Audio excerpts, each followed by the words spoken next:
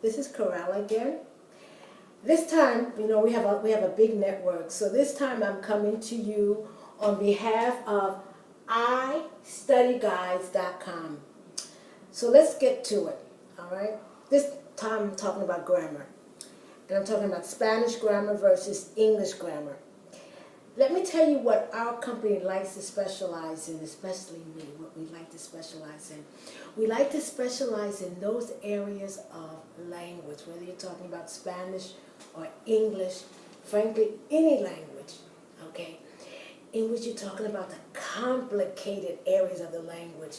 That part of the language which is not easily translated from one language to the other.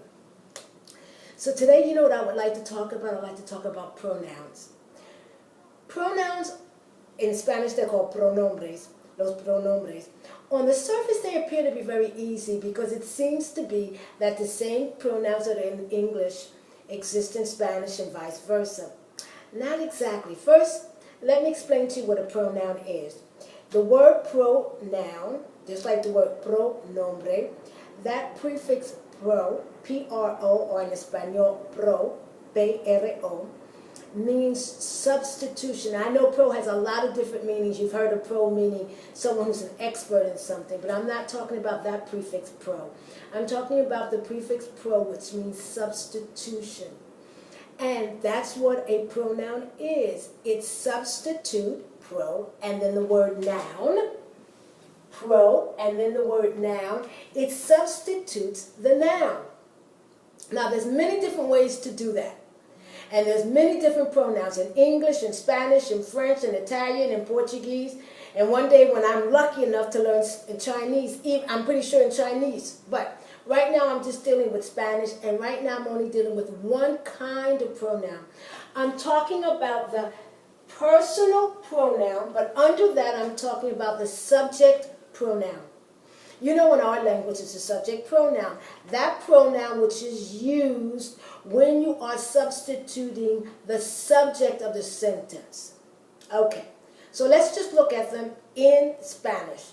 You have yo, tú, and don't forget with tú, the accent is on the U, because if you don't put the accent on the U, then you have your, the possessive adjective versus the subject pronoun. You have el, don't forget the E contains the accent, otherwise it's the, ella, usted, nosotros, ellos, ellas, y ustedes. Now, right away we see differences here, right? First of all, there's tú, y usted, y ustedes.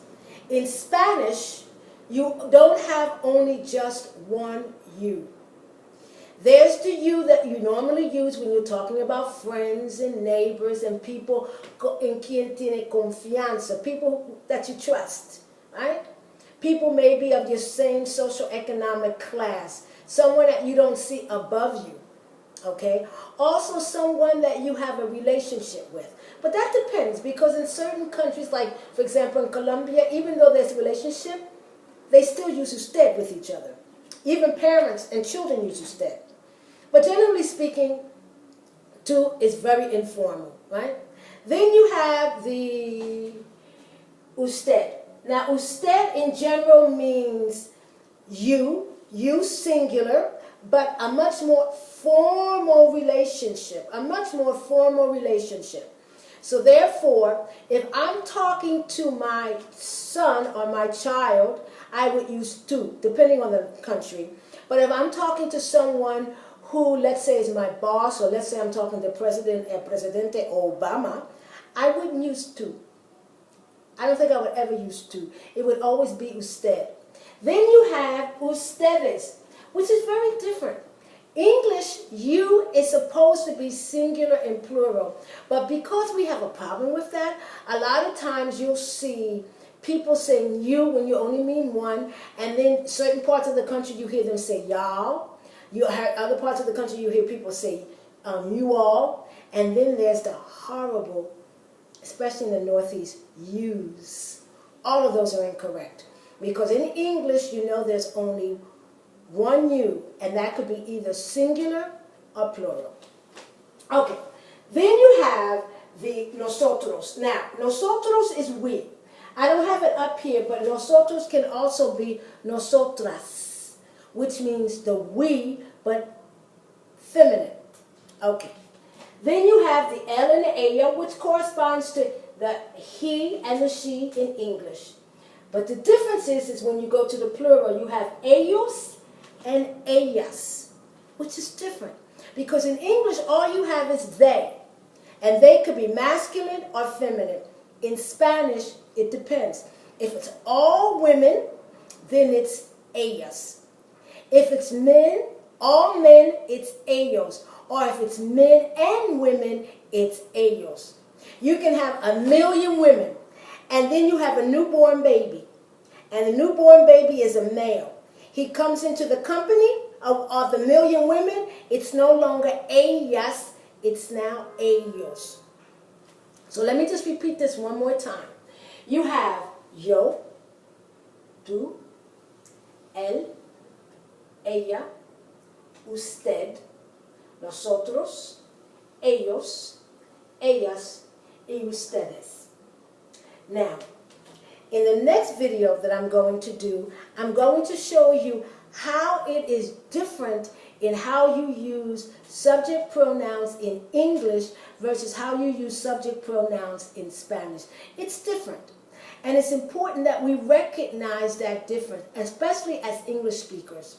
Because sometimes we think, oh, it doesn't matter. They understand. Of course they do. People understand.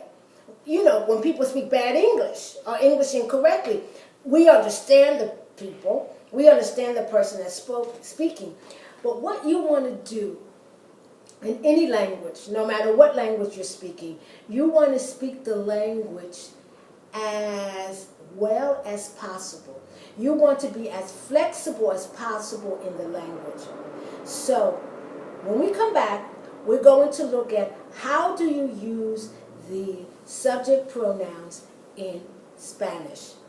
And look how different it is how you use it in Spanish versus how you use it in English.